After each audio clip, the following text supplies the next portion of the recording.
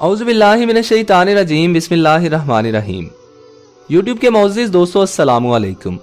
मैं हूं आरजे मोहसिन और आप देख रहे हैं उर्दू इन्फो टीवी। क्या हज़रत अबू बकर सिद्दीक रजी अल्लाह ताला अन्हो ने सैयदा फातिमा तो ज़हरा रजी अल्लाह ताला अन्हा का हक गस्ब किया था?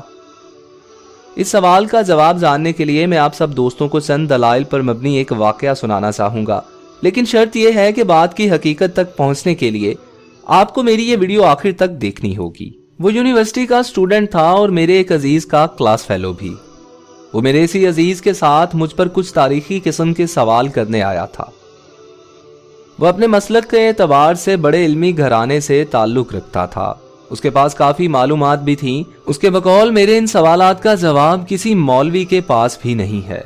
मैंने उससे जब मुलाकात की तो उसकी हर अदा से गोया उल्मा से हत्ता के सहाबा कराम से भी नफरत और हकारत की एक झलक वाज़े थी।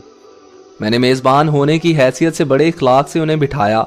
थोड़ी देर हाल अहवाल दरियाफ्त करने के बाद गुफ्तगू शुरू हो गई।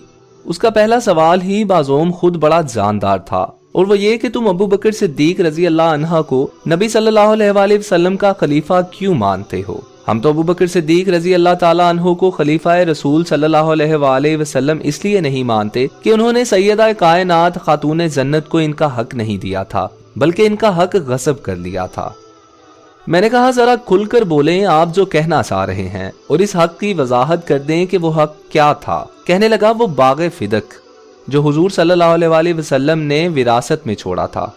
वो हुजूर सल्लल्लाहु अलैहि वसल्लम की साहबजादी हजरत फातिमा रजी अल्लाह ताला अन्हो को मिलना था, लेकिन वो बाग इन्हें अबू बकर ने नहीं दिया था। ये सिर्फ मेरा दावा ही नहीं है, बल्कि मेरे पास इस दावे के हवाले से हर मसलिक की किताबों से ऐसे वजनी दलाइल मौजूद हैं जिन्हें आपका कोई आलम जुटला नहीं सकता। ये बात इसने बड़े एतमाद और मजबूत अंदाज में कही।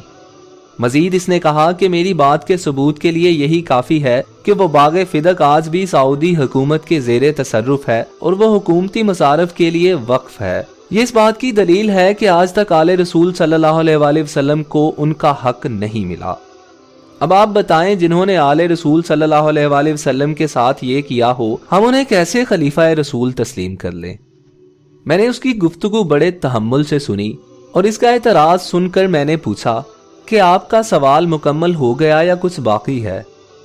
वो कहने लगा, मेरा सवाल मुकम्मल हो गया, अब आप जवाब दें। मैंने अर्ज किया कि आप हजरत सल्लल्लाहु अलैहि वसल्लम के बाद पहला खलीफा किन को मानते हैं? वो कहने लगा, मौला अली अलैहिस्सलाम को खलीफा बिला फसल मानते हैं। मैंने कहा कि अवामो खास के जानो माल और इनके हकूक का तहफ़्फ़ुज़ खलीफातुल मुस्लिमीन की जिम्मेदारी होती है, किसी और की नहीं। मुझे आप पर ताज्जुब हो रहा है कि आप खलीफा बिला फसल तो हजरत अली रजी अल्लाह ताला अन्हो को मान रहे हैं और एतराज हजरत अबू बकर सिद्दीक पर कर रहे हैं। या तो हजरत अबू बकर सिद्दीक रजी अल्लाह ताला अन्हो को पहला खलीफा मानो, फिर आपका इन पर एतराज करने का किसी हद तक जवाज भी बनता है, वरना जिनको आप पहला खलीफा मानते हो ये एतराज भी उन्हीं पर कर सकते हो कि आपकी खिलाफत के जमाने में खातून जन्नत का हक क्यों मारा गया।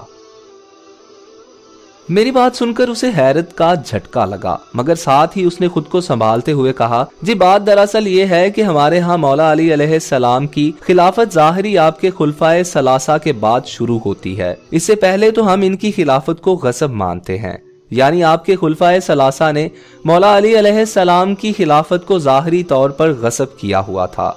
इसलिए मौला अली तो इस वक्त मजबूर थे और वो ये हक कैसे दे सकते थे। उसकी ये तावील सुनकर मैंने कहा, अजीजम मेरे ताज्जुब में आपने मजीद इजाफा कर दिया है। एक तरफ तो आपका ये अकीदा है कि मौला अली रजी अल्लाह ताला अन्हो मुश्किल कुशा है। अजीब बात है कि इन्हीं के घर की एक के बाद दूसरी मुश्किल आपने जिक्र कर दी, यानी इनकी ज़ौजा मोहतरमा का हक मारा गया, लेकिन वो मजबूर थे और वो मुश्किल कुशा होने के बावजूद इनकी मुश्किल कुशाई ना कर सके। फिर इनका अपना हक खिलाफत गस्ब हुआ, लेकिन वो खुद अपनी मुश्किल कुशाई भी ना कर सके। या तो इनकी मुश्किल कुशाई का इनकार कर दो, और अगर इन्हें मुश्किल कुशा मानते हो तो ये मन घड़त बातें कहना छोड़ दो कि ताकतवरों ने उनके हकूक गस्ब कर लिए थे। दूसरी बात यह है कि अगर बिलफर्ज आपकी ये बात तस्लीम भी कर ली जाए कि सहाबे सलासा ने इनकी खिलाफत गसब कर ली थी, अब सवाल ये है कि खुलफाए सलासा के बाद जब हजरत अली रजी अल्लाह ताला अन्हो को ज़ाहिरी खिलाफत मिल गई और इनकी शहादत के बाद इन्हीं के साहबजादे हजरत हसन रजी अल्लाह ताला अन्हो खलीफा बने, तो क्या इस वक्त उन्होंने बागे फिदक ले लिया था? जवाब के बकौल वो खुलफाए सलासा के जमाने में गसब किया गया था। अब तो इन्हीं की हुकूमत थी जिनका हक गसब किया गया, लेकिन उन्होंने अपनी हुकूमत होने के बावजूद इस हक को क्यों छोड़ दिया था? आज भी आपके बकौल वो सऊदी हुकूमत के कंट्रोल में है, तो भाई वो बाग जिनका हक था जब उन्होंने छोड़ दिया, तो आप भी अब मेहरबानी करके इन किस्सों को छोड़ दें। और अगर आपका एतराज हजरत अबू बकर सिद्दीक पर है कि उनकी ज़ाहिरी खिलाफत में आले रसूल को बागे फिदक क्यों नहीं मिला, तो यही एतराज आपका हजरत अली पर भी होगा कि उनकी ज़ाहिरी खिलाफत में आले रसूल को बागे फिदक क्यों नहीं मिला।